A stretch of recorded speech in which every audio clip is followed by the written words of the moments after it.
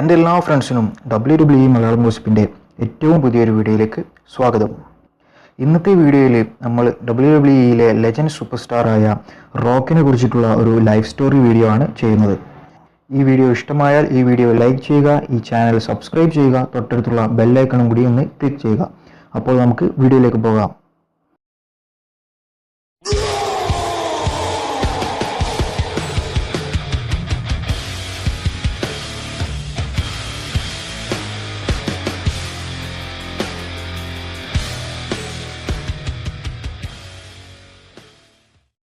ആയിരത്തി 1972 May 2 കാലിഫോർണിയയിലായിരുന്നു Dwayne Douglas Johnson എന്ന റോക്കിൻ്റെ ജനനം. പ്രൊഫഷണൽ റെസ്ലറായിരുന്ന റോക്കി ജോൺസന്റെയും ആറ്റ ജോൺസന്റെയും മകനായിട്ടായിരുന്നു റോക്ക് ജനിച്ചത്. അദ്ദേഹത്തിൻ്റെ അമ്മ അനോയി ഫാമിലിയിൽപ്പെട്ട ഒരാളായിരുന്നു. അതുകൊണ്ട് തന്നെ അദ്ദേഹത്തിന് ബ്ലഡ് റിലേഷൻ ഇല്ലെങ്കിലും അദ്ദേഹം ഒരു അനോയി ഫാമിലിക്കാരനായിട്ടായിരുന്നു പുറത്തെല്ലാം അറിയപ്പെട്ടിരുന്നത്. റോക്കിൻ്റെ കസിനാണ് ഇപ്പോൾ WWEയിലെ ലേഡി സൂപ്പർ സ്റ്റാറായ നയ ജാക്സ്. മറ്റുള്ള എല്ലാ റെസ്ലേഴ്സിൻ്റെയും പോലെ തന്നെ റോക്കിൻ്റെയും തുടക്കം ഫുട്ബോളിൽ നിന്നായിട്ടാണ്. ഫുട്ബോൾ എന്ന് പറഞ്ഞാൽ അമേരിക്കൻ ഫുട്ബോൾ, ചിലവർ അതിനെ റഗ്ബി എന്നും പറയാറുണ്ട്. അമേരിക്കൻ ഫുട്ബോളിലെ വളരെ ഒരു നല്ല കളിക്കാരൻ തന്നെയായിരുന്നു ദ റോക്ക്.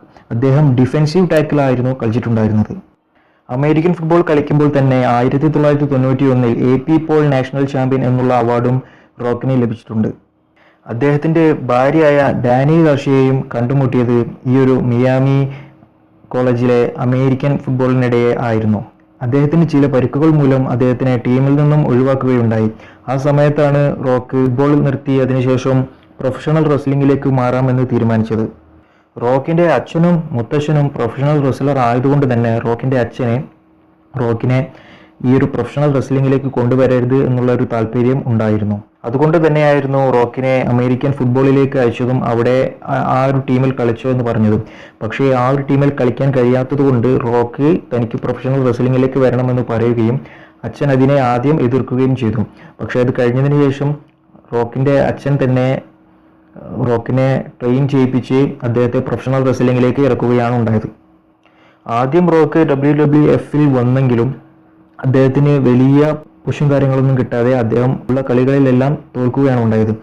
അതോടുകൂടി അദ്ദേഹം അതിൽ നിന്നും പോയി ജെറി ലോളർ നടത്തുന്ന യുണൈറ്റഡ് സ്റ്റേറ്റ്സ് റെസ്ലിംഗ് അസോസിയേഷനിൽ ചേരുകയും അവിടെ നിന്നും world tag team championship win ചെയ്യുകയും ചെയ്തു.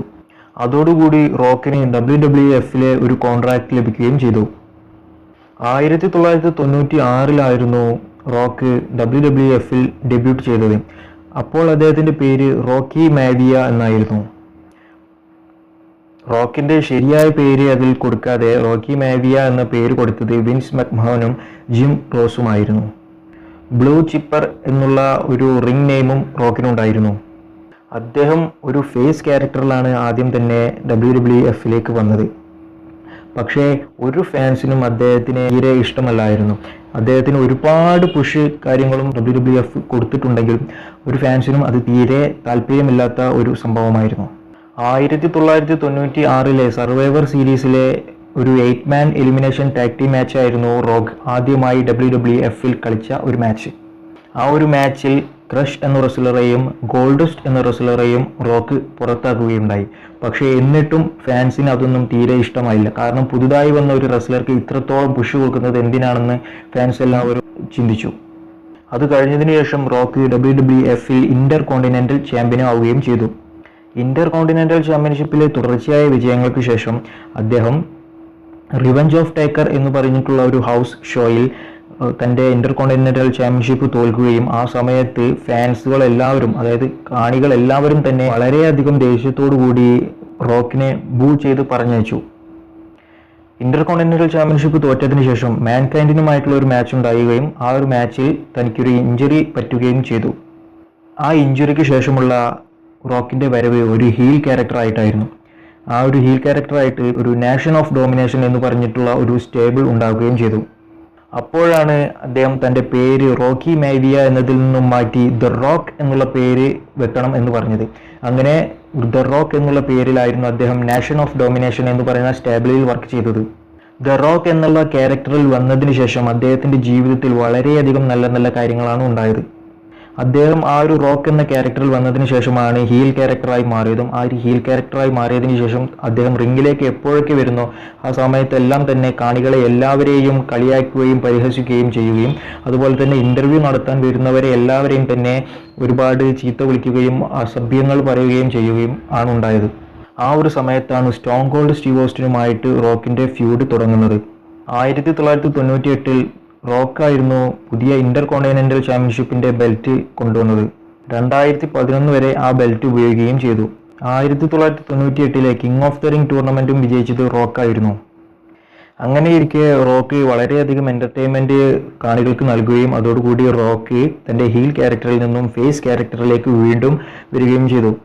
അപ്പോഴാണ് അദ്ദേഹത്തിനെ തന്നെ പീപ്പിൾസ് ചാമ്പ്യൻ എന്ന് വിളിക്കാൻ തുടങ്ങിയത്. അത് കഴിഞ്ഞതിന് ശേഷം WWF ചാമ്പ്യൻഷിപ്പിന് വേണ്ടിയിട്ട് മാൻകൈൻഡുമായിട്ടായിരുന്നു റോക്കിന്റെ ഫ്യൂഡ് ഉണ്ടായിരുന്നത്. 1999 റോ ഈസ് വാർ എന്ന് പറയുന്ന പരിപാടിയുടെ എപ്പിസോഡിൽ മാൻകൈൻഡും റോക്കും തമ്മിൽ ഒരു WWF ചാമ്പ്യൻഷിപ്പിന് വേണ്ടിയിട്ട് ഒരു മാച്ച് ഉണ്ടാവുകയും ആ ഒരു മാച്ചിൽ Stone Cold Steve Austin interfere ചെയ്ത് റോക്ക് തോൽക്കുകയും ചെയ്തു.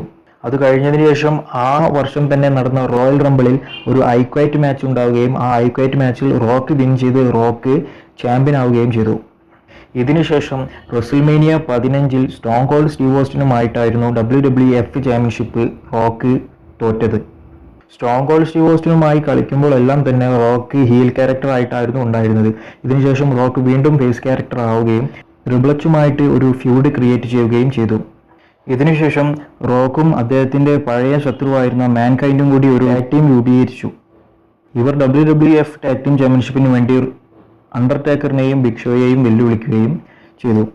റോയൽ റംബിൾ 2000 അവസാന രണ്ടുപേരിൽ ഒന്ന് റോക്കും ഒന്ന് ബിഗ് ഷോയുമായിരുന്നു. ആ ഒരു സമയത്ത് ഇവർ രണ്ടുപേരും തമ്മിൽ നല്ലതുപോലെ ഫ്യൂഡ് തന്നെ ഉണ്ടായിരുന്നു. ആ ഒരു റോയൽ റംബിൾ മാച്ചിൽ റോക്കാണ് വിജയിച്ചത് എന്നാണ് ശരിക്കും എല്ലാവരും വിചാരിക്കുന്നത്. പക്ഷെ അതിനുശേഷം ബിഗ് ഷോ അതിന്റെ ആ ഒരു സ്ഥലത്തുള്ള വീഡിയോ ക്ലിപ്പ് കൊണ്ടുവന്ന് ആദ്യം കാല് നിലത്ത് കുത്തിയത് റോക്കിൻ്റെതാണെന്ന് ഒരുപാട് ബാധിച്ചിരുന്നു. അത് പക്ഷേ നമ്മൾ കാണുമ്പോൾ ഈ യൂട്യൂബിലും എല്ലാ വീഡിയോസിലും നോക്കുമ്പോൾ നമുക്കത് കാണാൻ കഴിയുകയില്ല.